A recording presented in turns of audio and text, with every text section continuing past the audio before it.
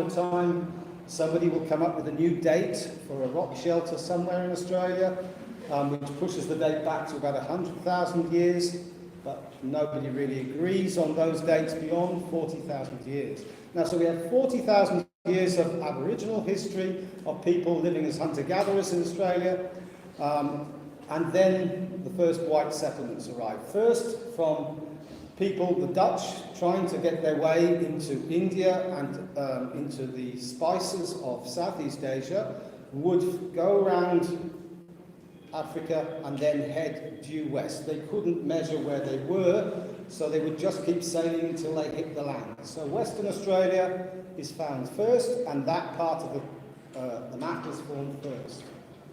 Then, if we're going to look for the date, which we can't agree on, when Cook finally went up the coast, on the east coast, it's around 1778 or 79, and at that period Britain had lost its colonial rights to America and needed somewhere to dump its prisoners.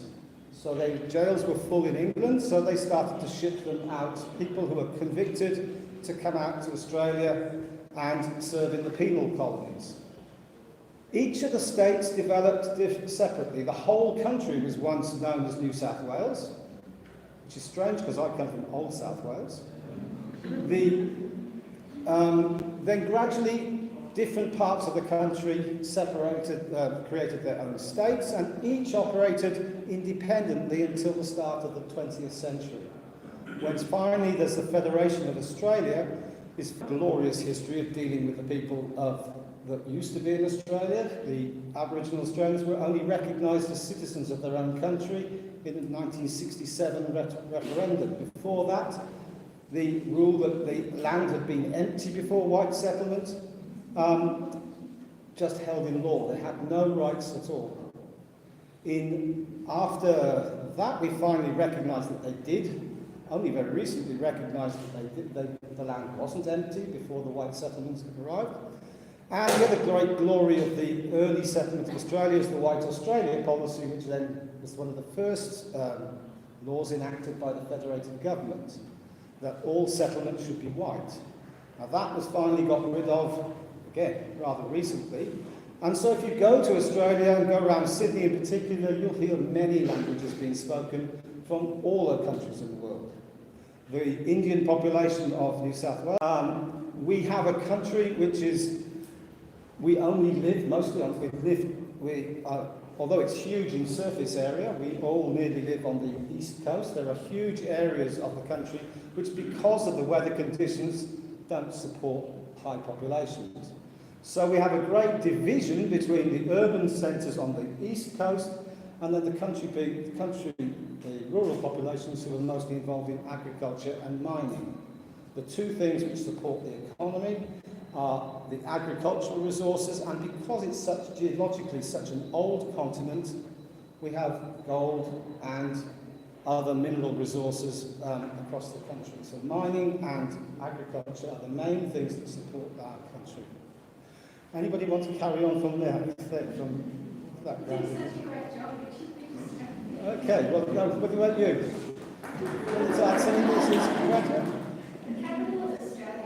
Oh, well, the capital of Australia is Canberra, which is situated here under somebody's yellow sticker. It's another classic piece of Australian politics. They couldn't agree between Melbourne and Sydney where to have the capital, so they stuck it in the middle in its own territory. So the area, if you've ever gone to Canberra, it's one of the weirdest cities in the world. It's very beautiful, it's very well planned. A planned city, a planned capital for the new territory, for Australia. What else would you like to talk about? Animals. The animal. No, somebody else got to talk about zoology because I haven't known. You've got the coat of arms. The coat of arms with a kangaroo. Huh? Oh, I'm not. The kangaroo and the emu on either side of the coat of arms. Colours, most things you see, the red, white and blue of the British flag still exists on the flag. The country usually gets associated with gold and green as the national colours of all the sports teams. You've got Southern Cross. Yeah, the Southern Cross is the direction finder for finding the solar direction, the direction of the south. I don't know how to do that, but I'm told it works. And then the Union Jack is the Commonwealth Star, which was at 1 point for each state. Yeah. Excellent, never knew that. The what? Is that why they're there? Oh, okay, so there's two animals that shows because they can't walk backwards. And we're the only country in the world that can be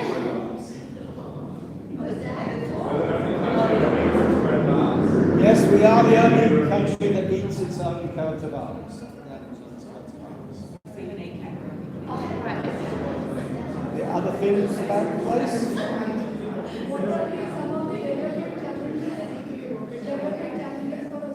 Oh, the development challenges. Well, I'll talk a bit more about those tomorrow.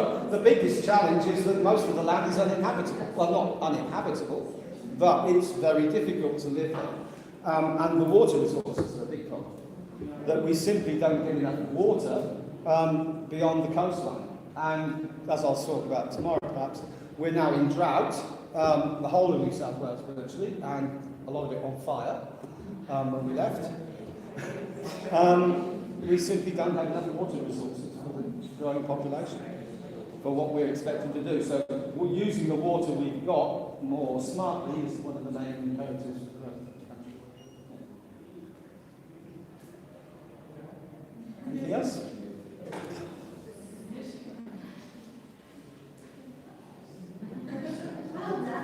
Thank you.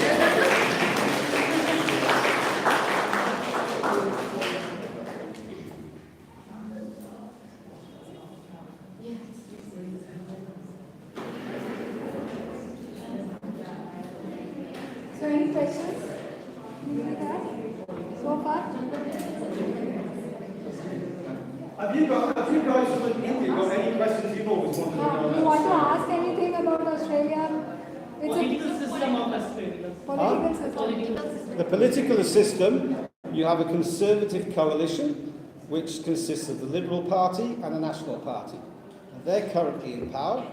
And then you have a Labour Party, and then smaller parties like the Greens, and then the white nationalist parties. We have lots of parties. But we have a prime minister. We have a system of proportional representation. Well, no, not proportional representation. We vote. When we vote, your vote count.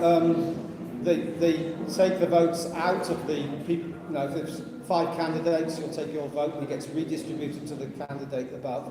So you, on election night, you don't actually know who wins because your vote gets transferred to the 2 most popular people.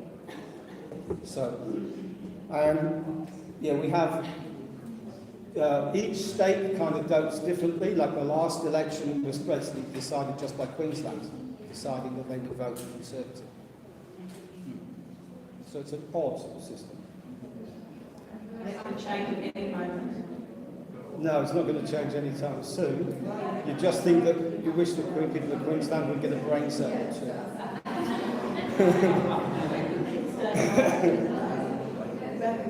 Anything else you'd like to add now? Apart from them being the best cricket nation in the world? Due to play Pakistan on Thursday. Oh. Anything? Any other question? Education systems or something? Education system. Huh? Is it like education? Education, well, it's compulsory to the age of 18. And I don't know what percentage go to university, it's very high. You do a 3-year degree, then you can do a 2 years master's, and then a PhD. And you take parent support if children miss more than 100 days of school. Oh, the other thing that's interesting about the political system is voting is compulsory. You have to vote. You can't decide not to vote. Very important. Which is often debated, but it's a really good idea. I mean, you can still go and leave it blank.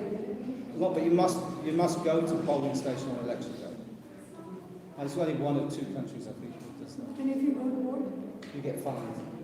Well, but they also send you a thing in the paper, in the post, saying you haven't voted, and they give you a list of excuses, and then you tick one of them. But yes, in principle, you have to vote, which is kind of fun. And I think it's okay. Although at least you can say that the government is what people want. We also have state elections and local elections, all compulsory.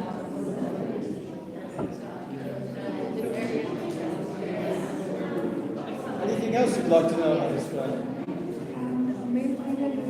Oh, goodness me. Anybody know the demographics of males and females in Australia?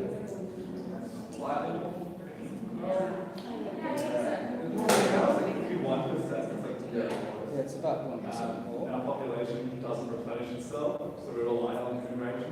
Yeah, we do rely on immigration to the country to keep the population up. It's not the 2.6, 2.7, 2.4 you talked about. Yes, Also aging. It's very aging. it's also an aging population too. Our demographic is much older than yours. The problem one of the challenges we have is what's going to happen when those people are no longer productive. How are we going to support them? So that's one of the issues that they're grappling with. There's simply not enough money to support the aging population. Similar to Europe. Some are struggling in Europe also. Similar problem. Yeah, so,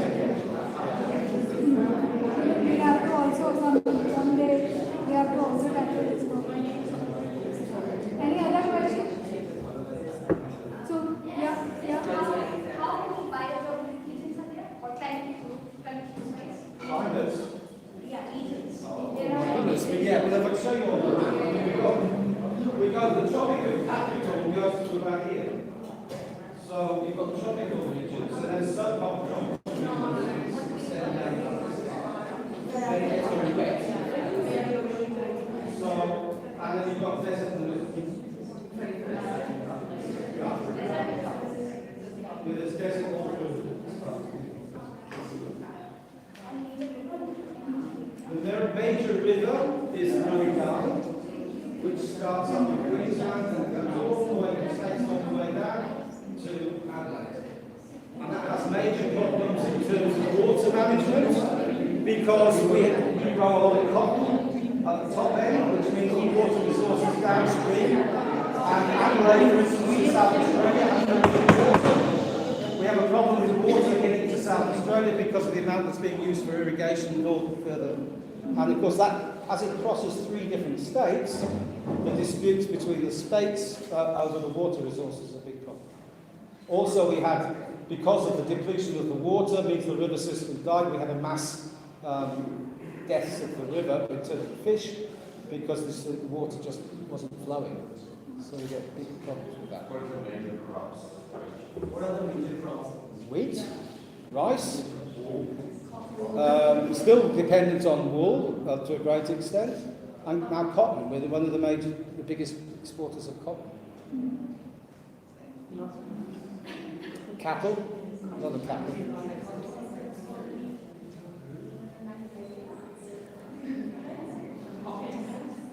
So, we will continue our discussion to explore India and Australia. So, we will break for lunch now. Everyone must be hungry right now. So, we will come back by 2 o'clock.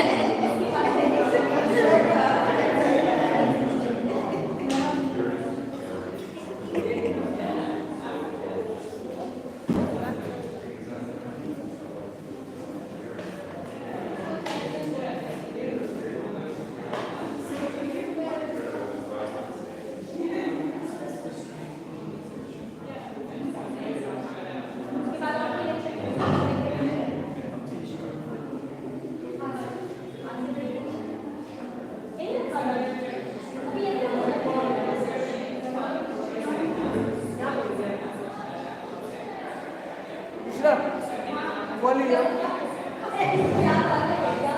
ma'am.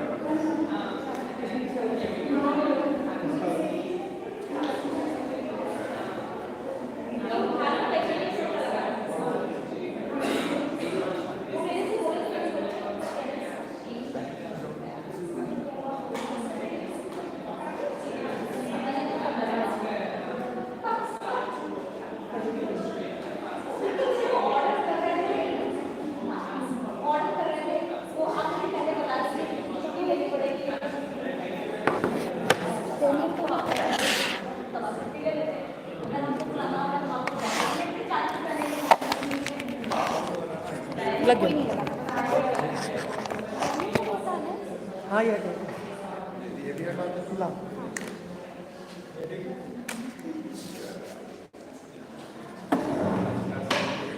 चलो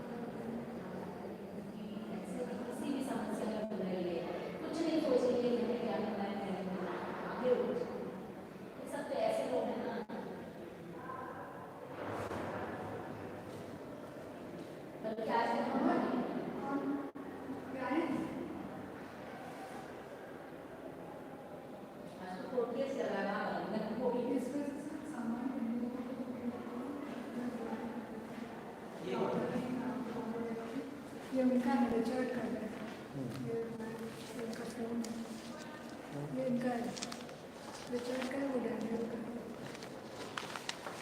ये खाली है बचा हुआ ये पर उनका पहुंचा है ये कैमरा भी मुझे पता है किसका है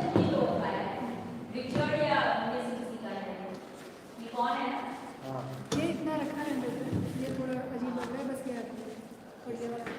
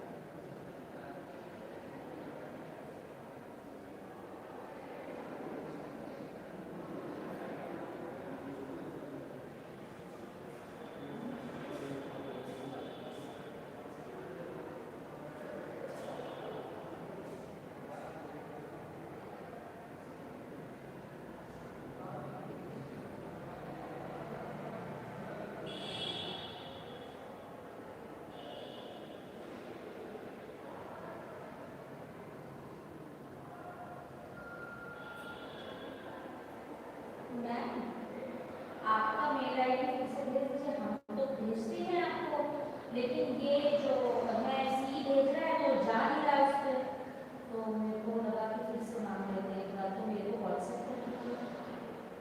हाँ ठीक है, नहीं मेरा व्हाट्सएप नंबर दूसरा वाला है ना 705494, हाँ SMS कर दीजिए, SMS।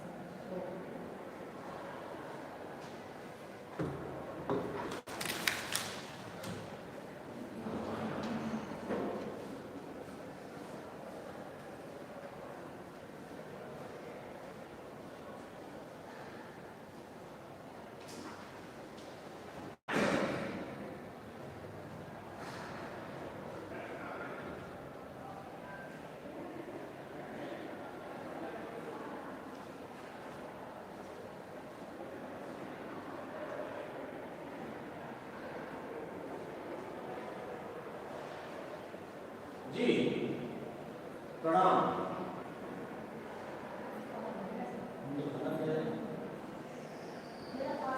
हम खाए आपकी मंदिर में खाए क्या होता है खाने में चाहिए क्या हुआ? नहीं होता है क्या होता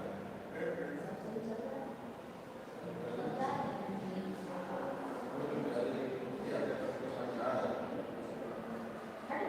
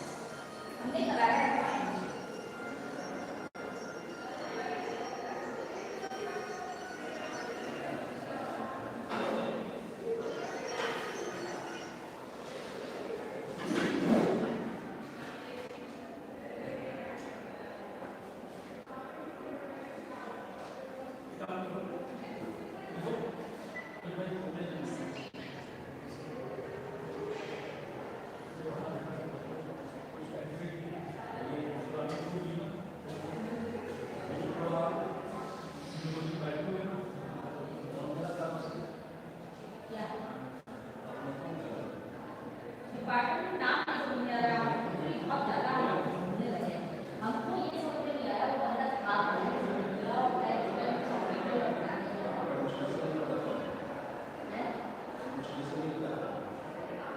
नहीं कौन बंदा था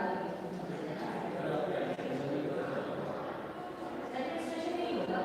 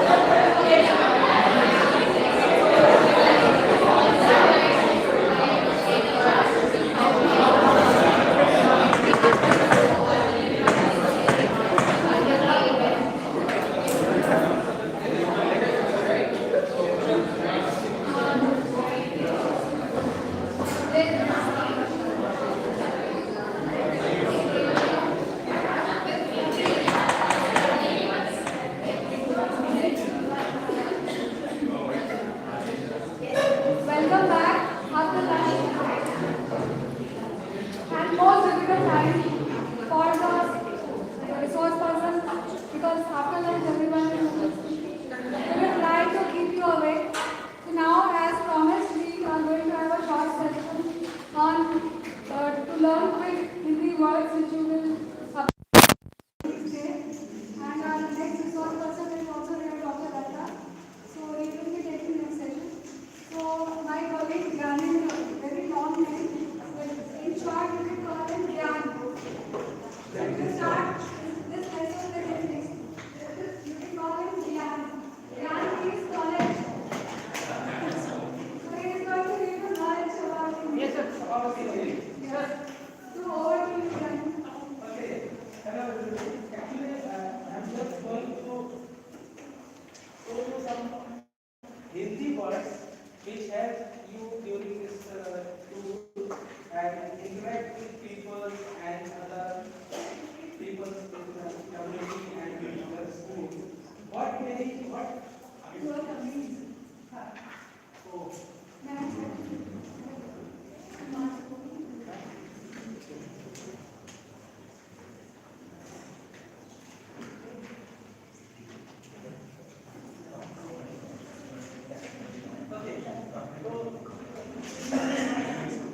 So, first introduction. How to introduce yourself when you meet someone first time? Like you say hello.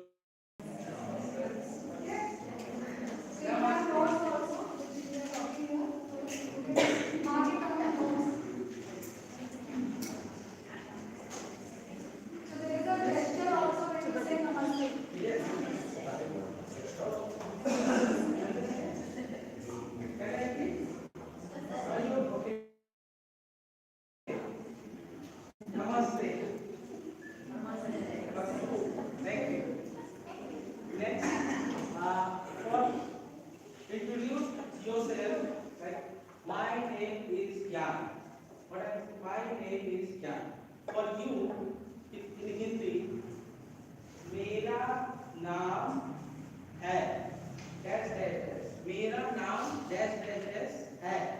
In dash, you can fill your name. Like, Eden. My name is Eden. In Hindi, मेरा नाम Eden है. Okay. मेरा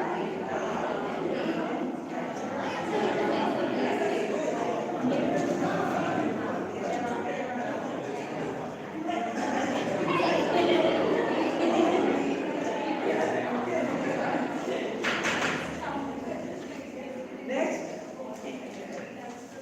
if you ask someone what is your name, what will it do in Hindi? आपका नाम क्या है? What is your name? आपका नाम क्या है? Good. Mine. When? आपका नाम क्या है? What is your name? Next, like, how are you? Okay? How are you?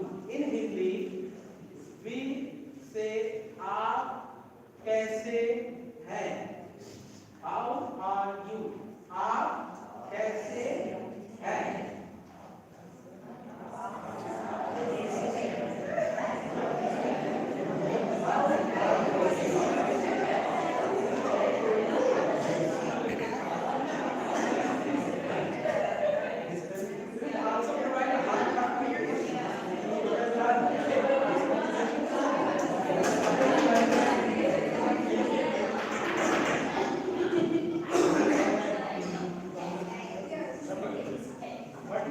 What will be the response? I am fine. I am good. If someone asks you, आप कैसे हैं? How are you? So what you respond? What will be your response? I am fine. I am good. In Hindi, मैं ठीक हूँ.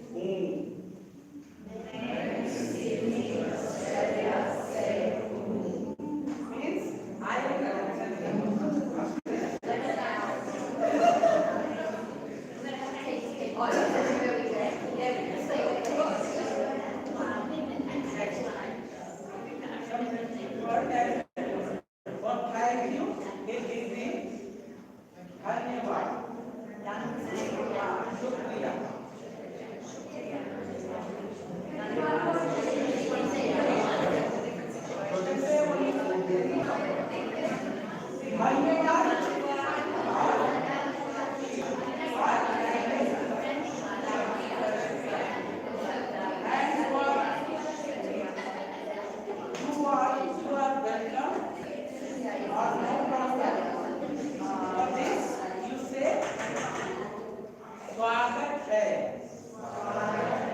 means you are welcome.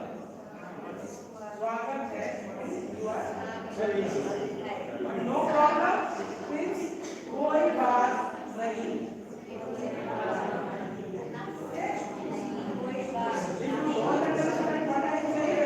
कोई बात नहीं.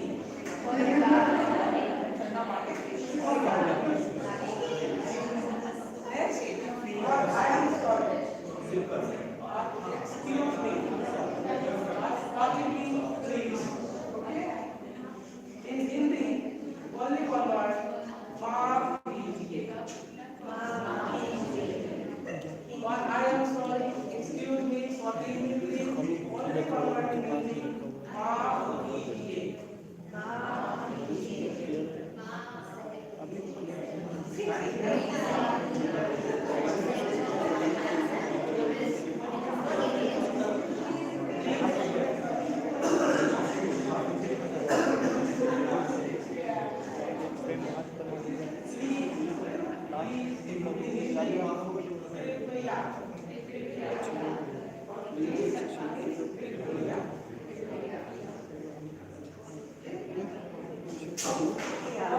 Very good. Very good. If you say very good, it means Hindi, बहुत अच्छा. This you will like, this will be easy because if you like food, you say want to say somebody very good, so you can say बहुत अच्छा. So people will understand things.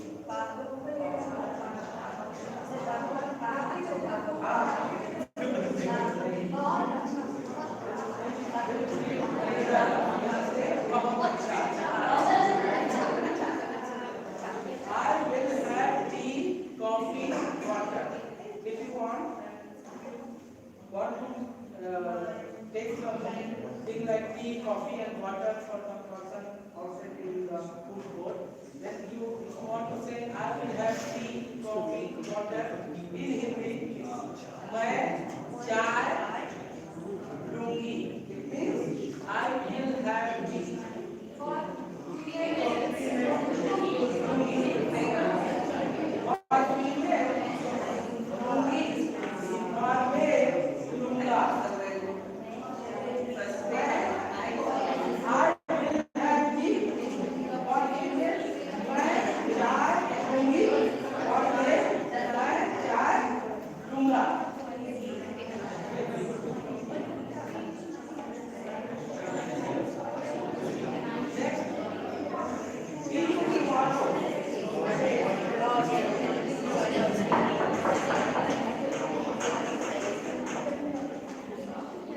See you tomorrow again. In Hindi, कल फिर मिलेंगे.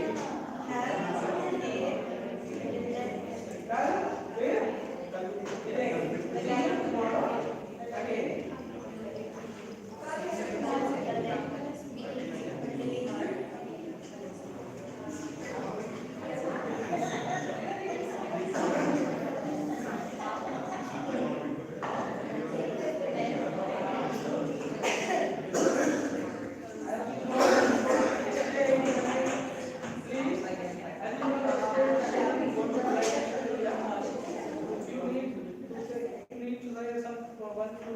I want to go Venetian hotel.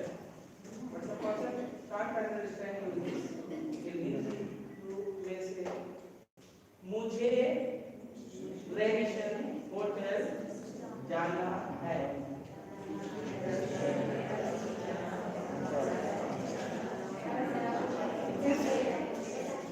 Hotel में common Hindi है. मुझे Venetian hotel जाना है. I want to go Venetian hotel. Something else. I want to say I want to go in the market. Then in Hindi, मुझे बाजार जाना. Market in Hindi, बाजार.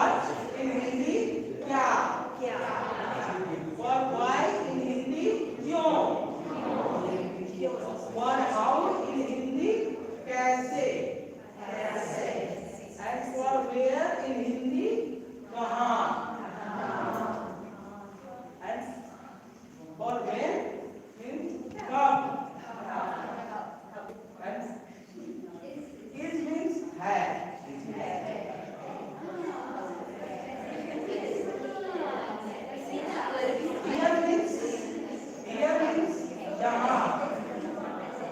And there means Yamaha. Right. Yes. हाँ. No. नहीं. नहीं. No. नहीं. Yes. हाँ.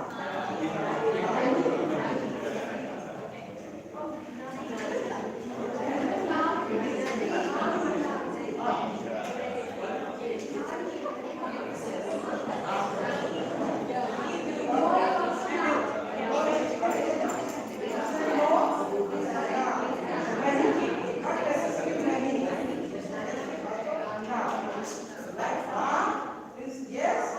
Now play. No.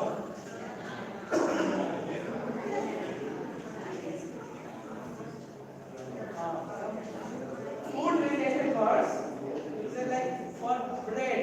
Here in Lucknow specific part roti. Roti. You want bread?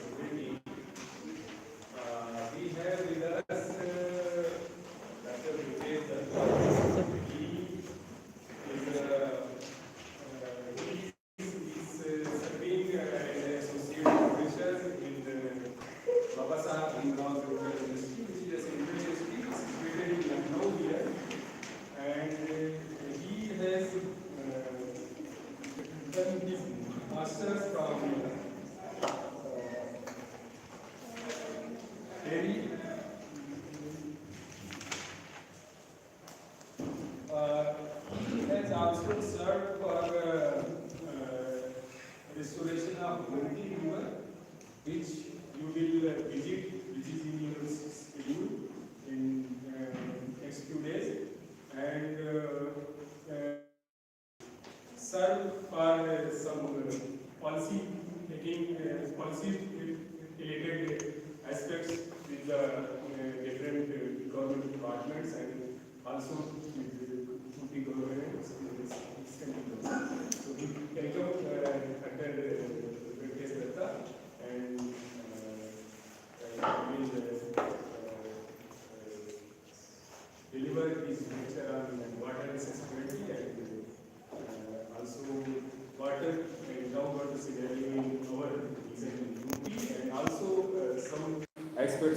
salient. Sir, please.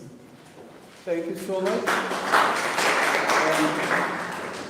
I welcome you all here in this city of culture and tehzeeb, Lucknow. And you must be knowing there's a Lucknow in Australia also, right? So we have some common elements, some common historical linkages maybe. So I work on water as a whole, groundwater, surface water, water that you see in the river, in the streams, in canals, in wetlands, and the water which flows underneath that you cannot see, that is groundwater.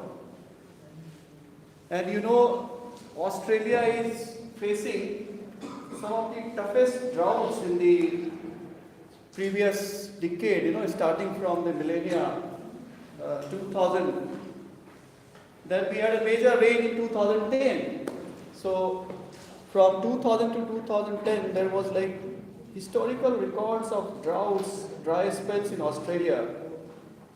And we also have similar sort of situation in India. We are blessed with monsoon rainfall, which is like June, July, August, September of rainfall months.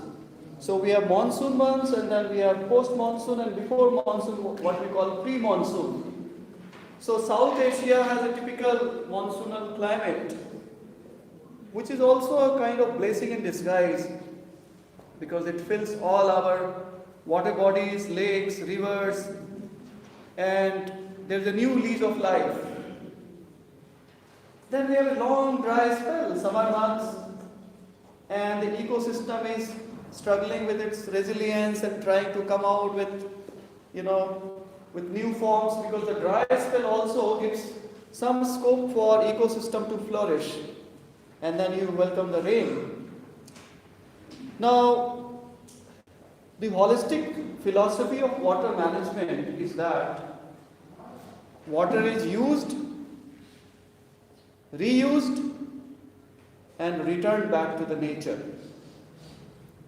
If you do not return it back to the nature in the same state in which you had taken earlier, withdrawn earlier, then you are putting some dead weight loss in the entire sustainability system.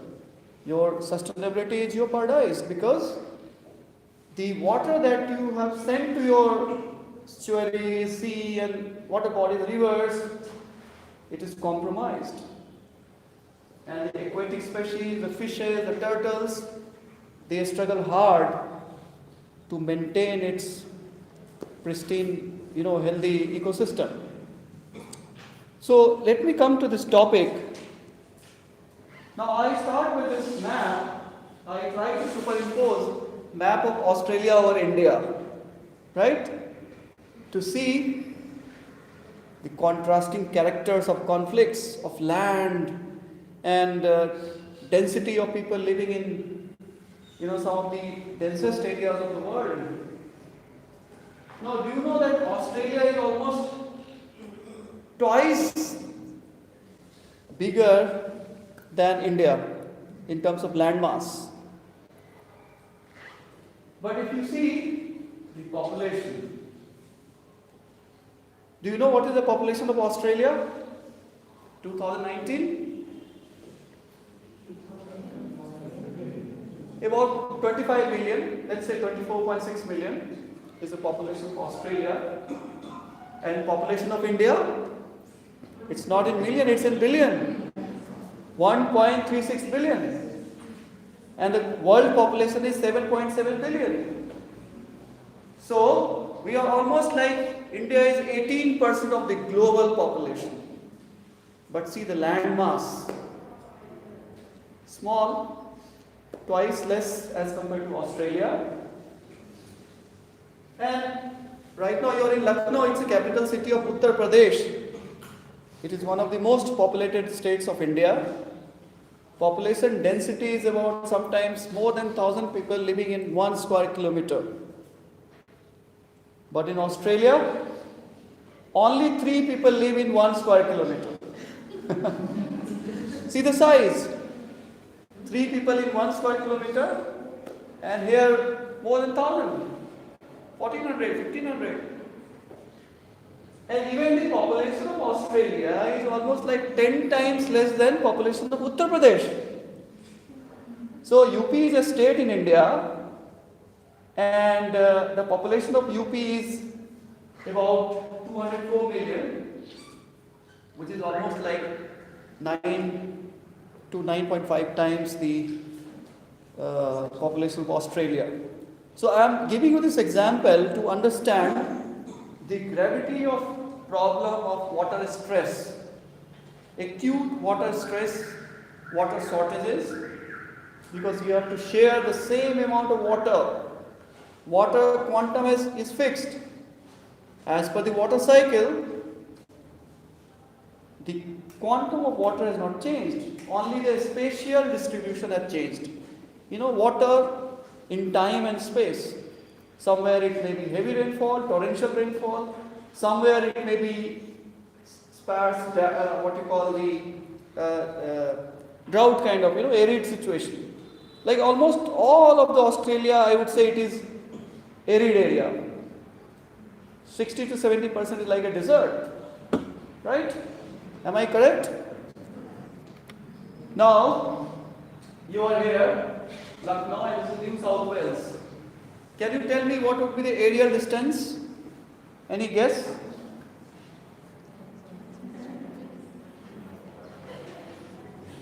You have this Indian Ocean, Bay of Bengal, and this is Tasmania. The distance is about 10,000 kilometers. So we are now 10,000 kilometers apart.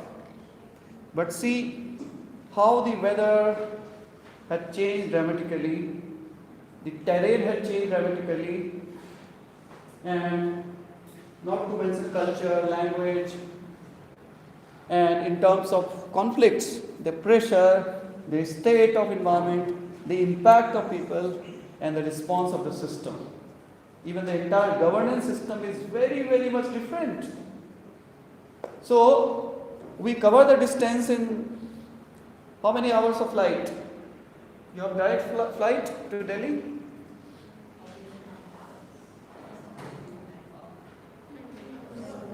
How many hours? 14 hours, roughly 12, 14 hours. But if you see the kind of regime of, contrasting characters of culture and governance system and the model of infrastructure, it is so different. So, Australia's water supply is vulnerable to droughts. And I was just reading, there is a dam, biggest urban water dam. Do you know about this dam in New South Wales? Huh? Yes, Warragamba Dam. What do you call Warragamba Dam? Right. So it supplies water to Sydney. But there is a prediction that by January 2022, the dam would stop flowing. There won't be enough water. Because you are also dependent upon rain. If there is no rain, there is no water in the river, there is no water in the dam, and there is no urban water supply. So imagine Sydney not getting water supply from this dam. What could be the alternate? Groundwater is also down. Recharge is less than the withdrawal because you are taking much more water than what recharge actually is. So, if you see the entire river basin, this is the Murray-Darling basin in this part up to southern east coast, and Murray River, I think it is the largest river of Australia. I'll show you the length, 2,375 kilometers. Right? So this is Darling River, this is Murray River, and they join and form Murray-Darling Basin, which is about 14% of Australia. and it supplies water to around 2 million people, the entire basin. But even this basin is under stress. If you see the long-term data of 1961 to 1990, the total storage in the basin, and now almost like 2/3 disappeared in just one decade.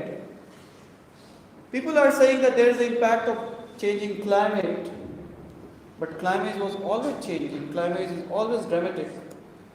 What is the anthropogenic impact? What is the impact of human being on the river basin like Murray-Darling Basin? Now compare this with River Ganga. River Ganga is slightly bigger than this.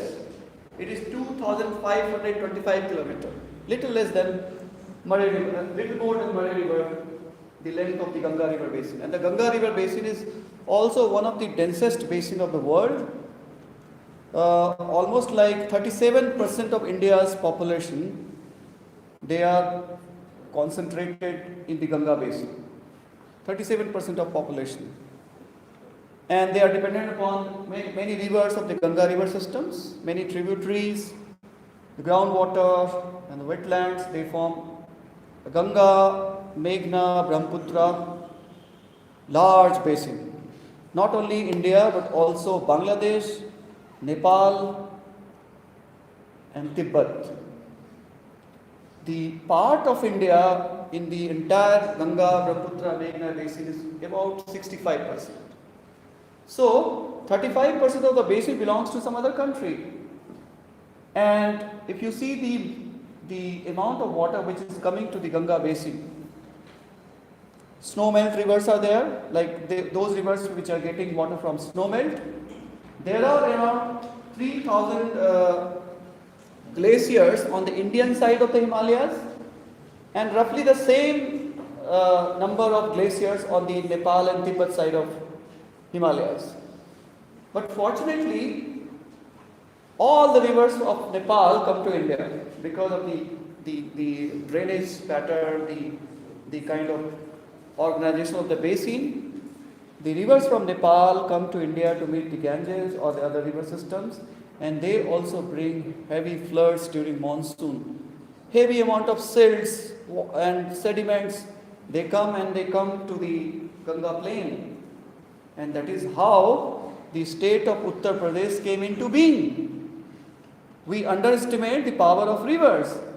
It was the Ganga river system and the tributaries which made the islands of the Bay of Bengal, which made the largest freshwater delta of Sundarbans, Bangladesh, Bihar, Bengal. It was all made by Ganga river and the sediment. The amount of sediment, you consider over thousands and thousands of years of river action, and that is how your plain has come into existence. And those finer sand deposits, sediment deposits, one over one got laid over, and that is how your aquifers, the groundwater storage came into existence. Right? Is it clear? You can stop me anywhere if you feel like I need to go slow. This is the basic map of Murray-Darling River Basin. This river basin was also made over millions of years. If you see the historical record of how the basin came into being, it is not one day of action. Nature has taken thousands and thousands of years to develop the river basin, and accordingly the ecology has flourished. Fish species, the plants, the particular animals, reptiles, amphibians, insects, they have all come together to form a range of ecological system, or what you call the habitat, the heterogeneous habitat, and that was due to water. So water becomes a central theme of all the life forms, and it is due to water in the river basin that, including human beings, many other living forms, they are nurtured and supported. Now this is map of India. There are 14 major river basins, right? And this is the Ganga basin. and this also extends towards Nepal and Tibet and Bangladesh. Bangladesh we have Meghna River, Padma River. They also come and join here near this Sundarban Delta. So this is the delta, and many of these rivers are snow melt. Those rivers which come from Himalaya are snow melt rivers. They get water from snow melt. But imagine other rivers, peninsular rivers, or the plain-fed rivers, such as Gomti, which you would be visiting, I think, day after. It is getting not a single drop from snow melt, only rainwater and the base flow from the groundwater. Groundwater acts as base flow, right? So there is a stream flow, what you see in the channel, in the river channel, and there is a base flow underneath, which keeps on contributing to the entire flow of the river. So if you lose the base flow, your river becomes dry in the summer season because there is no base flow, right? Now this is the map of the Ganga basin, this is Brahmaputra basin, and there are around 8 major states where the river originating from Gangotri glacier to Bay of Bengal, and this entire area, what we call Ganga alluvial plain, GAP, GAP. Alluvial is the soil which is made by the rivers, river actions, and we call it Great Ganga alluvial plain. Now imagine this basin, this 8 states, not fully covered, partially covered. They support about 37 to 40% of India's population. And there are many canals which are dependent upon Ganga river. You have canal at Haridwar, Bhimgora barrage is there, and it supplies water to many areas in western UP and National Capital Region, NCR. Then you have Narora barrage, Upper Ganga canal, which supplies water to a vast tract of Uttar Pradesh for irrigation. And the length of the canal in Uttar Pradesh, in this state, is only 74,000 kilometers. So 74,000 kilometers of canal, they are dependent upon the various river systems in the Ganga plain. So much of intensive irrigation is happening in this area that is dependent upon water. And if there is no water, the entire irrigation would collapse. The crops which are irrigated by the water from these river systems. Now we are also witnessing a very peculiar trend in the last 2 decades. Many of the perennial rivers which used to flow around the year are becoming seasonal rivers, which is not a good sign. We call it intermittency. Rivers are becoming intermittent. Those rivers which were flowing down the year, now they are restricted to 7 months, 8 months, 6 months. The rest of the month there is no water, there is sluggish flow. And this is a picture which I have taken in the upstream of Gomti river in just 1 year. This picture is of 2018 and this is picture of August this year. I have taken the picture from the same spot. Could you see the difference? What is the difference? Spot the difference. Everything is same, there is no water. And this has happened for the first time in history. The first 100 kilometers from the origin is totally dry. There is a day just passed by 12th of November when we take holy dip. We consider taking a dip in the river as very sacred during certain days, and we observed 550 years of birth of Guru Nanak, and we call it Kartik Purnima. People take holy dip, but there was no water to take even a dip. So it is also compromising with your religious and cultural beliefs when people, large rural catchment people, they are not able to take even a bath. So rivers are becoming intermittent, and this is same story in Australia also. Many of the Australian rivers, which were perennial, are now becoming intermittent. Now let me come back to this very fundamental slide.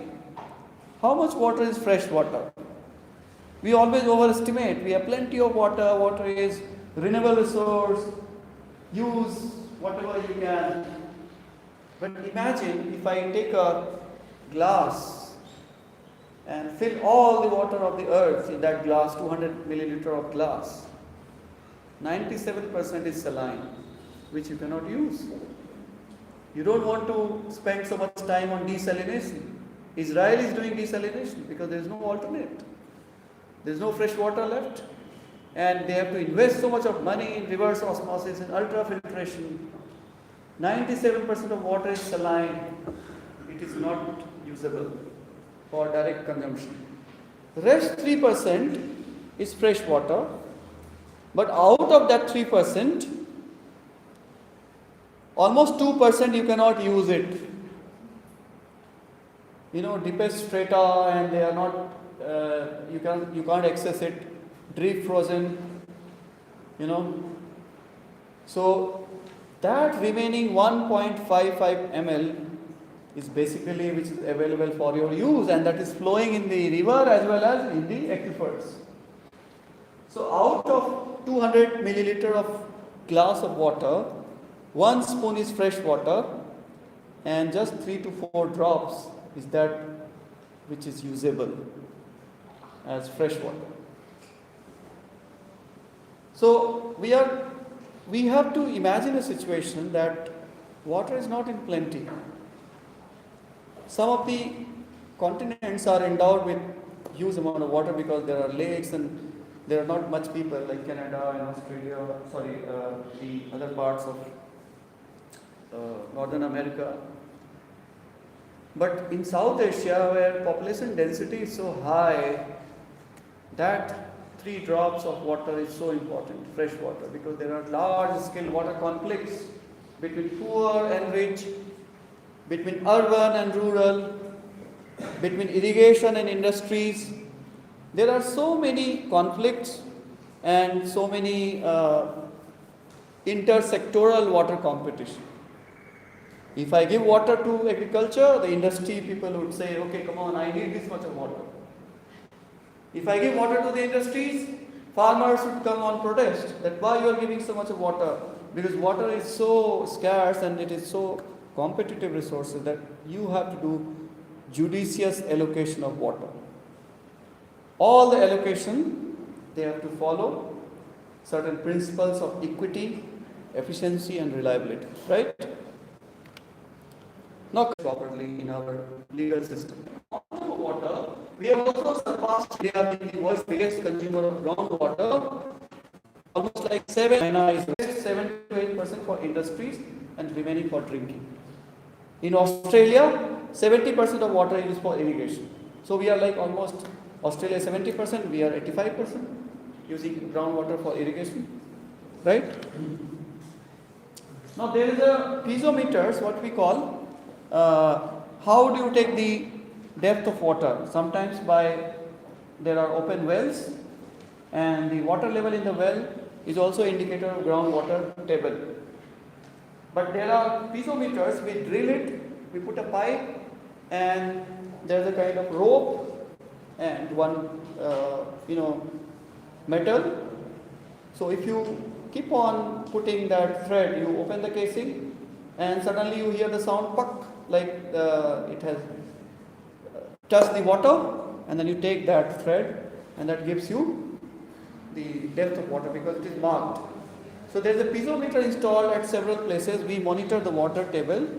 There is one in Lucknow, which is near Telibag, which is just about 15 kilometers south from this place. And dramatically, you see from October 2012 to April 15, from 9 meter it has gone between. So the water table was at 9 meter, but it went how many meters down? So in 3 years, the water table has gone 6 meters. We have never come across this kind of situation. So we were suspecting any data error. We checked twice, thrice. but it was consistent. Normally, average decline in Lucknow is about, but here it is like almost like more than 1 meter every year. So the groundwater decline is a major problem. India has over 30 million irrigation wells, and we add about 0.8 million wells every year at the increment. We have huge demand, and then we keep on adding wells and wells and wells. Every if there are more regularized, they would be knowing that there would be canal, water would be coming, and they have to, depending upon the farm.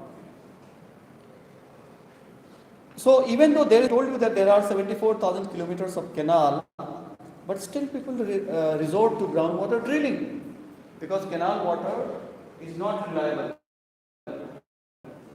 Whenever we need water, we don't get it because it is dependent upon river, and the river is dependent upon dam releasing water to the canals. And when I have my sowing season, I need water, and if there is no water, I do pumping. So even though with the presence of canal system, the pumping is very high in the command area. Now, as a policy person, a person who is interested in policy making, do you think that there is a disconnect between public policy and the emerging challenges? Do you agree with this? That there is somewhat disconnect between the challenges that are emerging and the policy that we are making. Sometimes we have to muddle through policy making. We call it muddling through policy making. And the moment we make a new policy, we get new set of challenges. So even the policy has to be dynamic. It is not like static policy. We make one policy, and then that policy is like one size. We make one policy, and then that policy is like one size fits all. Really, especially, it's not like that. Every year you might have to change declining water, declining productivity, sometimes invasive species in the fish in the river systems, and you have to make new policy. Why there is a certain invasive species coming in this particular stretch of the river? So Indian irrigation policy keeps building more canal irrigation, and it promotes fairy tale institutional reforms. I call it fairy tale because it's not connected with the reality. I get really surprised that we know the reality, we know the solution, but the management procedure, the planning that we make, it's not going to work. We know that there will be policy failure. You know it by intuition or by your expert inquiry or judgment that this policy is not going to work because the challenges are huge. But still, the policy makers, they do not do so much of exercise on nuts and bolts of the problems and how to tackle those challenges.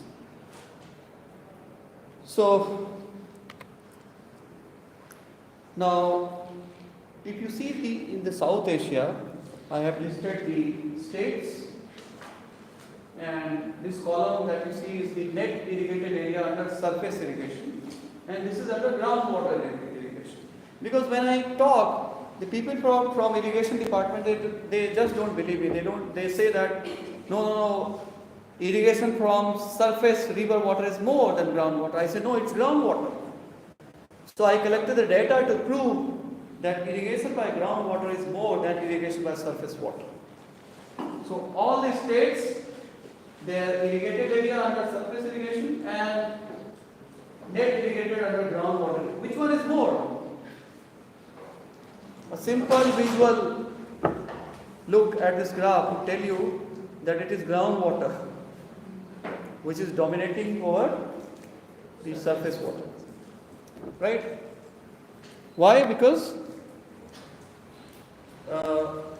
there is so much of intensification of agriculture, cash crops, pulses, then paddies and other coarser grains, but now the focus is more on rice and wheat. Earlier there was more holistic agriculture where millets and the coarser grains, oil seeds, mustard and flax, they were water sensitive crops. Very less water they require, even the pulses, very less water. But because of heavy, biased food policy that we need carbohydrate only, rice and wheat. First green revolution based on wheat and rice. We forgot the holistic agriculture. We forgot to cultivate millets, oilseeds, pulses, and all those plants which do nitrogen fixation. What do you call? Leguminous plants. They also they fix the atmospheric nitrogen into nitrates and nitrites because nitrogen cannot be taken by the plants. So it was soil bacteria and the plants, they work holistically to prepare the soil. Somewhere there is a disconnect. Why there is so much focus? I don't know what about Australia. You're also doing wheat majorly, cotton, groundnut.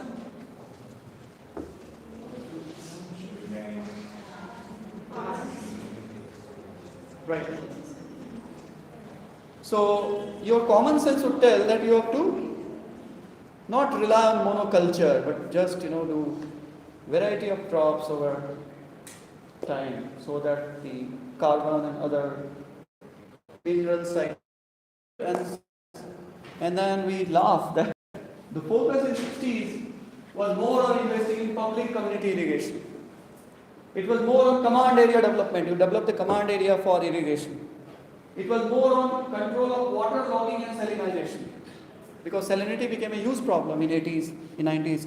Because of water, canal induced salinity. Even where there was a canal, there was more salinity because the canal also induced salinity. Recharge, water logging, and all the soils come on the surface. And the soil becomes ooser or buncher or alkaline or sodic. Soil sodicity will go up.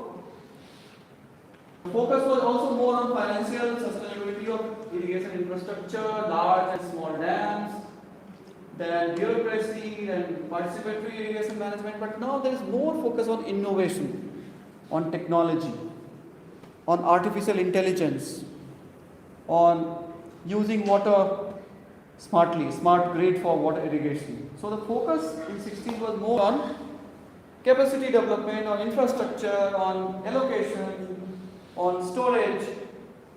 But now the focus has been more on regulation, on quality issues, on subsidies, on productivity, on technology, because we realized that supply side alone cannot solve the entire ambit of problems. You need demand side instruments, you need economic instruments like pricing, like water markets. Australia is a very good water market. Australia has groundwater banking system. It stores water to be used for drought seasons, groundwater sanctuary. Australia has also soil aquifer treatment schemes, SAT, what was SAT, soil aquifer treatment, so that your aquifer would have water to be used for non-monsoon seasons, non-rain seasons. So, as a thumb rule, Australia has shown the evidence that water pricing can reduce water. And it was due to water pricing, there was a major reduction in water consumption. The biggest amount of water was going for shower, for washing cars, and all those luxury things. But when water pricing was introduced, increasing block tariff was introduced, people thought that no, we cannot waste water. So the water pricing gave a very important signal. So the demand side policy measures can encourage water use efficiency. Micro irrigation. Use water in the root zone only. Do not waste for evaporation and for runoff to other fields. If you could supply water to where it is desirable more, precision irrigation, micro irrigation through sprinklers, through underground piping systems. It puts drops and drops of water and that also saved a lot of water. In Israel, in China, India is also doing heavy investment in micro irrigation. But the diffusion of technology is very, very less. Only Gujarat, Andhra Pradesh, Telangana, some richer states have taken this project of micro irrigation. But for poor farmers like in Uttar Pradesh, in Madhya Pradesh, in Bihar, for them it looks like some rocket science because they don't know what to do. What you require are simple training. And there is also a problem when they prepare for the next crop, they have to do tilling. And the tilling would remove all those pipes.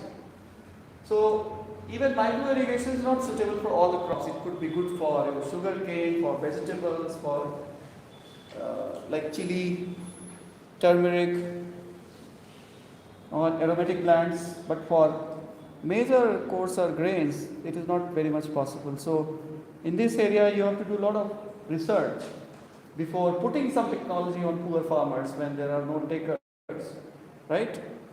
And we assume that technology would solve the problem without realizing that technology has also limitations. It depends upon people's willingness to adopt the technology. It depends upon the sustainability of the technology. It depends upon the cost recovery and the extension services, maintenance services. After what happens when I have introduced technology and there is no one to maintain it? What happens with some ultrafiltration? We have given high-end water filter to poor farmers, and the filters, they have to be replaced. They don't know what to do. They don't know whom to call, who would come and replace the filters. So you have to all realize that technology would not solve the problems on its own. There are large sets of bottlenecks, there are large sets of challenges, and those have to be incorporated. Now this is a scene from Northwest Mumbai, Borivali. Have you seen this kind of picture before? When you have to share the water from one well, and there are hundreds of families waiting, the poor kids waiting to go to school, mom is waiting to cook a meal, and there is no water, there is no enough water, there is not much water left even in the well, and that leads to chaos, conflicts, wars. Regional wars are already happening, local wars are already happening over water in the water scarce areas. This is the only well in the area, in the northwest Mumbai, in that particular village, Gorai village, and they are all struggling hard to collect the water. Villagers, they are standing in the queue to collect drinking water from a village in Jammu, almost like top northern. You think that there will be a lot of rain and a lot of water because it is in the Himalayas. But even springs are drying, Himalayan springs, because they also depend upon forest and recharge. When you cut the forest, you also lose the groundwater. You also lose, because the runoff is so fast that water is not able to percolate deep within the leaky, cracky, the rock crevices, rock pores, and the springs are not going to fill. And this is the only well in Samba district, and they are just queuing up to collect the water. Ladies carrying drinking water after standing in queue for almost 5 to 6 hours to get water in Lucknow, India, in Gujarat.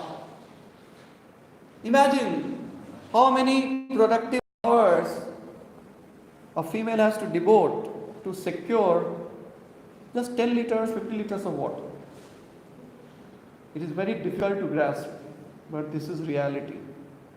Sometimes they have to walk 4 to 5 hours at the cost of so many things, quality of life, what you call QOL. They lose education, they lose other important jobs. Their kids must be waiting for something else. They have to dress up to go to the school, but they have to see the smile on their face. So India is also land of acceptance. We accept the vulnerabilities like it is part of our life. We call it karma, our karma theory. We call it our destiny. Do you think it is their destiny? I really wonder if it is their destiny to collect water because they were born in a very arid area. But they consider like that. God has sent me in this area and this is part of my duty. And slowly this becomes, you adapt to this kind of situation.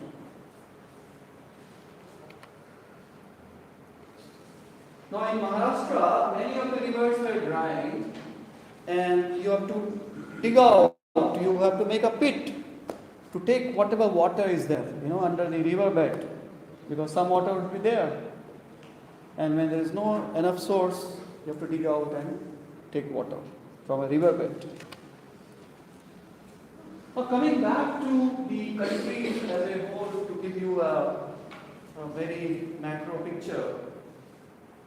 Now, Uttar Pradesh is standing with a population of about 230 million, and this could have been a continent like a country.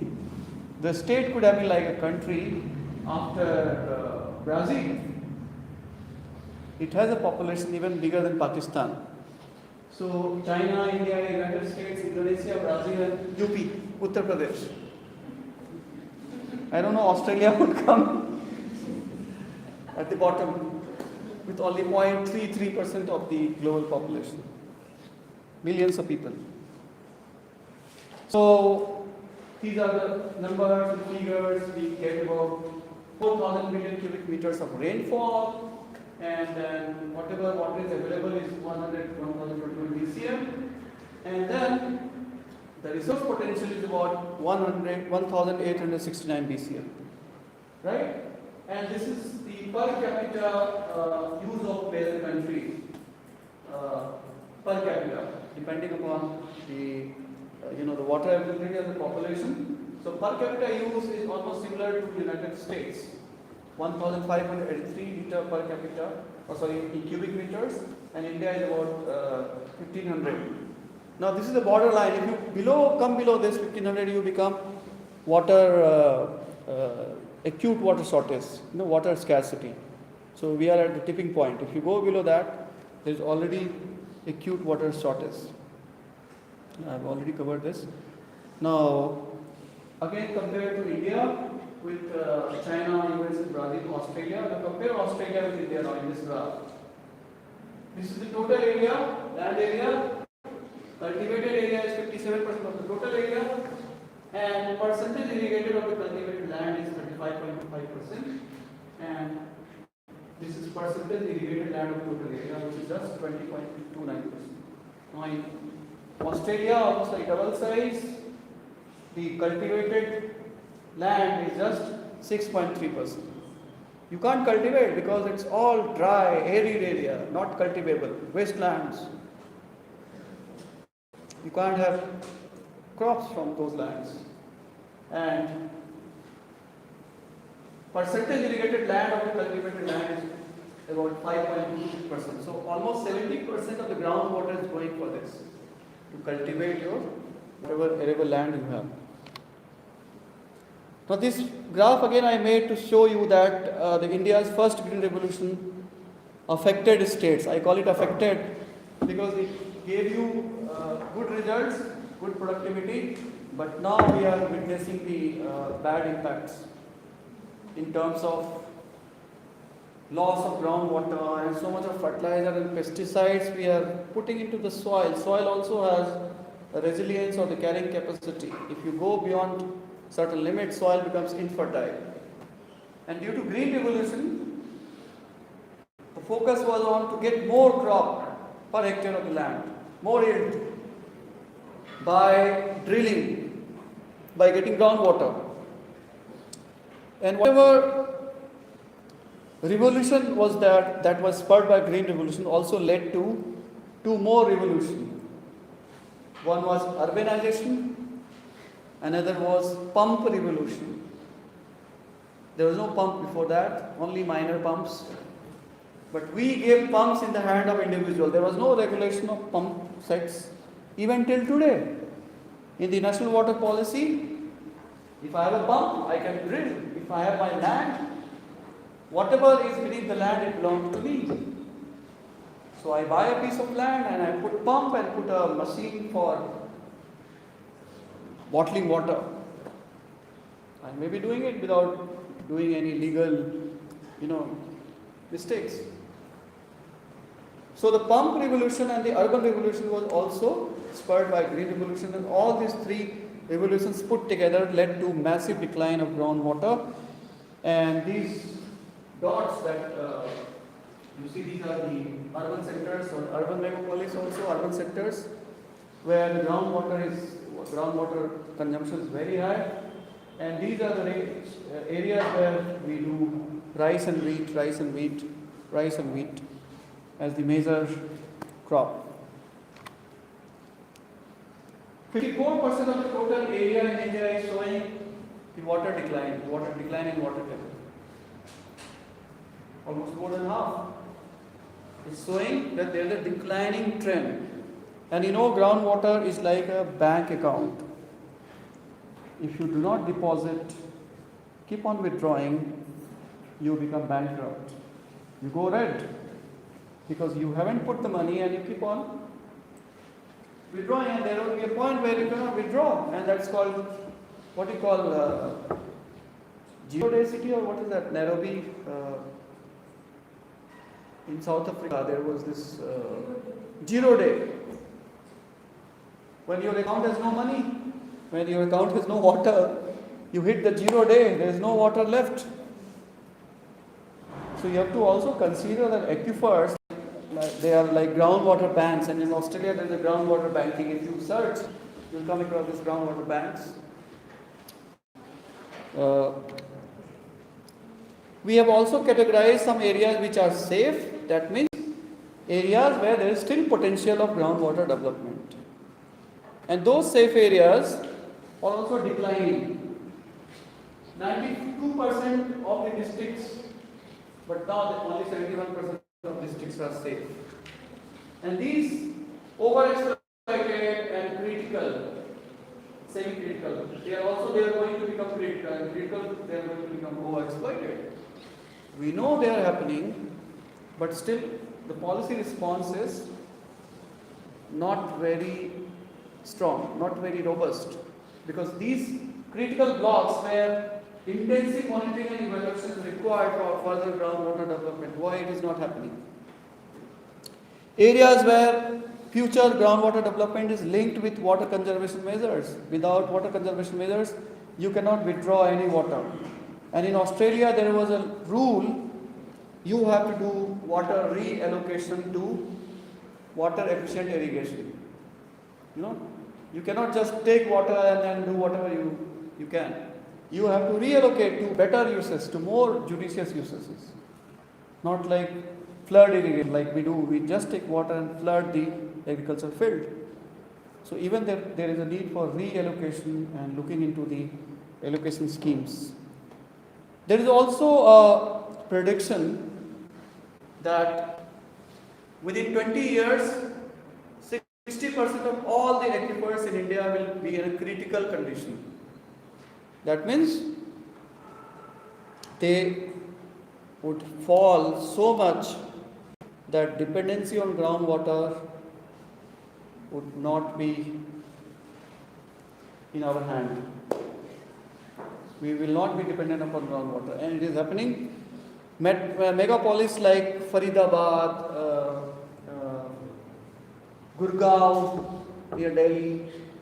Delhi also, people are saying by 2030 there won't be any groundwater left in Delhi. Faridabad already, groundwater is so overexploited that in next 5 years there won't be any groundwater. So what are they going to do? They are trying to take water from Himalayas. Because they are rich, they are urban centers, and they would compromise, they would take the water from the mountain through a canal. Already there is a Tehri Dam, there is a Munnak Dam, and they are getting water from Ganges. People in Delhi are taking water from Ganges. And we are crying, people at the downstream, that why you have taken all the waters. So the upper riparian states would have control, they would release the water, and the lower riparian states just the unprivileged people, they would be always fighting, we don't have enough water. So in 2025 and times to come in 2050, I really imagine what kind of situation we would be facing. So just few days back I was thinking, so we need to break for tea. So we will be taking a short tea break, and then I have a presentation on climate. So after 10 minutes we would assemble here. Thank you so much.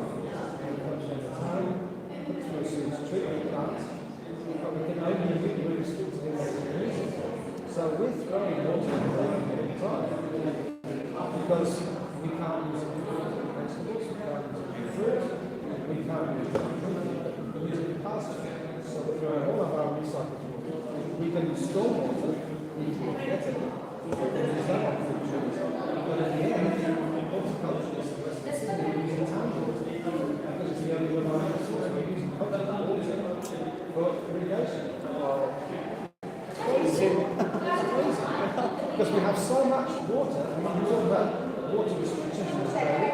The current water restrictions stop you cleaning out the leaves on your drive using potable water. Oh, right. Using hose pipes. Yeah, using the drive. That's the level that they're talking about. People are complaining already. Having water restrictions. Warragamba Dam is about 25% at the moment. They're talking about going to stage 2 water restriction next year. We're on stage 1 at the moment. We have exemptions for, at the moment, for irrigation of the land, our land, for horticulture. The next stage will be on the road. So the problem is that we should be using recycled water. Tons of it, there's so much of it. And at the moment, water quality is not attractive to recycled water into the river. Instead of using it in Europe. You've got to have the Thames. The water there's been drunk for a time. Yes. We don't do that. We treat it to a level.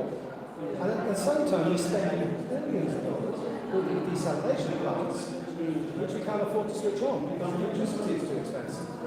So we have a desalination plant in the Pacific.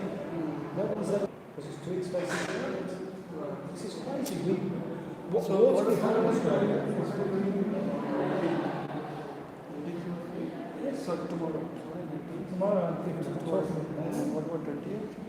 I'm off to the farm. I'll be back next week. If you have any slot free, just 15 kilometers. Yeah. That's it. Just let me know which time. So Yeah, okay, not this week, next week. I'll be back in Roman this next week. because we have students from environmental science agriculture. Okay, great. Oh, that'd be great. Do that. Nice to speak to you. Thank you. And you carry on training the effort? Yeah.